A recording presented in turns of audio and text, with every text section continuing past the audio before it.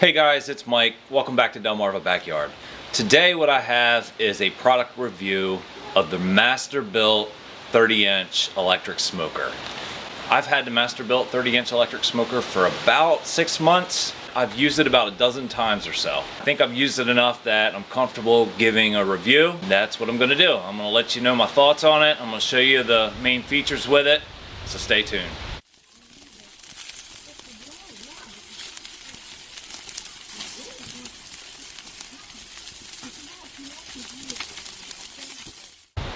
Alright guys, so with the Masterbuilt 30-inch electric smoker, or even with the 40-inch electric smoker, I'm sure it's going to be very similar. You know, there's some pros and cons. The big appeal about an electric smoker is going to be the set it and forget it kind of feature. And that was kind of what drew me in. I haven't had that much success with the set it and forget it mentality with the Masterbuilt electric smoker. It is what it is. I don't get paid to do any reviews. I'm just going to tell you the truth. And if it stinks, it stinks. If it's great, it's great. And if it's in the middle, it's in the middle.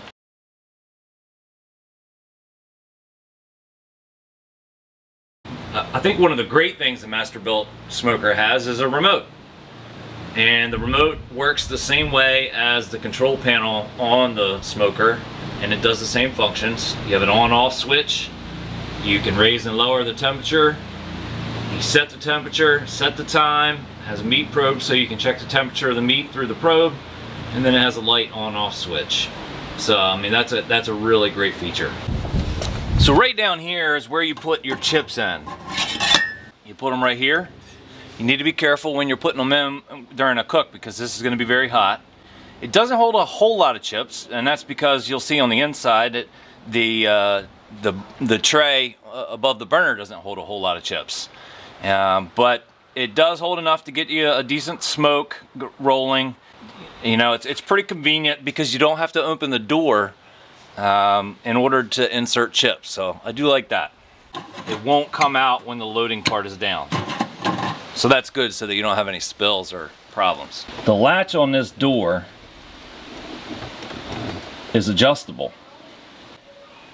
And it's very important that you check that adjustment every time you use it, because the door seal is vital to this thing being able to get up to and maintain temperature.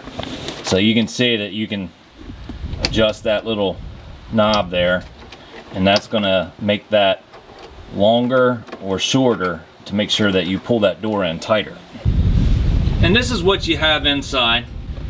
You have 4 racks. I have 2 up here, 1 there, and 1 there. I usually put a pan on that level, and then to catch grease, and also to put water in. Okay, and that seems to work the best. Down here, this is where your chips fall into, and just below that is your element. And that is where you get all your heat from, and it seems to be pretty reliable. I haven't had any problems, I don't believe, with the element itself, and it does a pretty good job as far as getting the chips to produce a decent smoke. Here is your manufacturer grease tray. Like I said, I have better luck when I put a bigger water pan or grease tray at that level, so I don't have to worry about the little grease tray overflowing, because it seems to be a little too small. And plus, I usually want water in most of my cooks to keep that environment moist.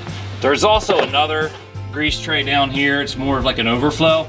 What I find is, like I said, when you use the manufactured grease tray that then spills into the other, the one on the bottom there, you're gonna get it. It's gonna spill onto whatever surface you have the grill set out on. So I like my setup here a little better. It's everything's pretty easily accessible, so that you can clean it if you'd like. Another feature here, meat probe comes with it. I'm gonna be straight with you. This thing is hit or miss. Sometimes it works, sometimes it doesn't. We're gonna do a test on it and see if it's working today. You can see I didn't clean it last time. I really need to clean it, but I've had times when this thing is 15-20 degrees off, and I just find that it's just not reliable at all. The machine does have a little built-in tray on the side of it that you can slide that meat probe in there for when you're not using it. So there we got our meat probe. It is in a cup of ice water. We're gonna hit meat probe. It's showing 29 degrees. Probe is probably touching a piece of ice directly. So that's probably pretty close.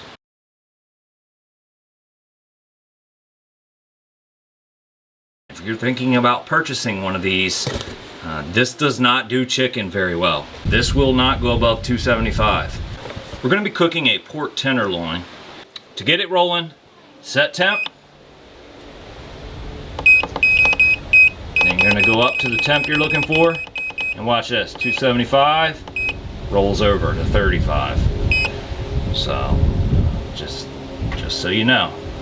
That's where we wanna be, 275, so you got your temp, then you go to set time. I'm gonna set my time for 6 hours.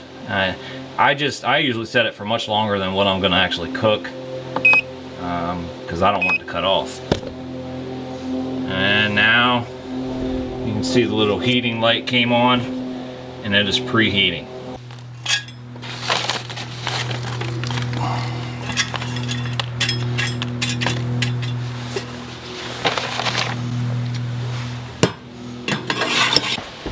And here's a little pro tip for you. I'm sure Masterbuilt would hate this, but I've found that this works pretty well. You see what that is? Little piece of charcoal. Slide that in there. And this is just going to help with that flavor. Okay. It's been 35 minutes and it just came up to temperature. So that gives you an idea of how long it takes to get up to temperature. I'd say it's a little bit slow getting up to temperature, although it's got a pretty good heating element on it. It gets stuck with crud, grease, or whatever, and it's not made very sturdy, so you need to wait till it's hot before you adjust it, otherwise you're going to break it. And you can see I've had this charcoal and the wood hanging out in here for a half an hour, and just not a whole lot of smoke content. I'm going to put this probe, I got one probe in the meat, and this is for my eye grill too. I'm going to put the other probe hanging. There we go. And that's going to give us a good idea what the temperature inside the Masterbuilt is. And that's going to compare to the probe that comes with it, because we're going to do the same thing with it. Okay?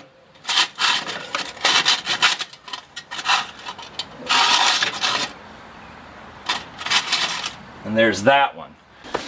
A few more wood chips.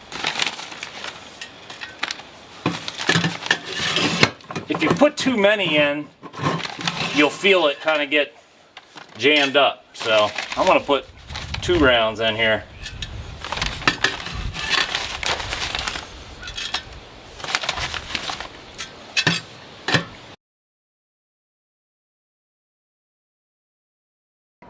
Alright, just an update. What I have is the meat probe pushed down. Look at that temperature. 226. Okay? And remember, I'm just pulling ambient with that. Eye grill 2. The green is my ambient. 236. See? Alright. But it can't get there. We're not at 275. We are way under 275. Hour and a half in, not really putting out not much smoke. You're seeing more heat than smoke. Okay, so this is the crucial time when you need the most smoke.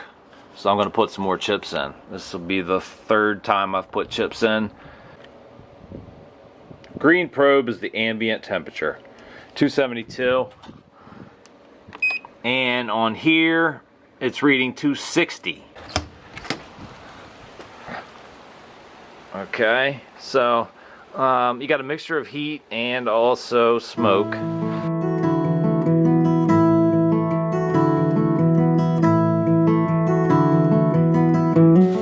Alright guys, so we finished the cook on the Masterbuilt, and it, you know, the pork turned out fine.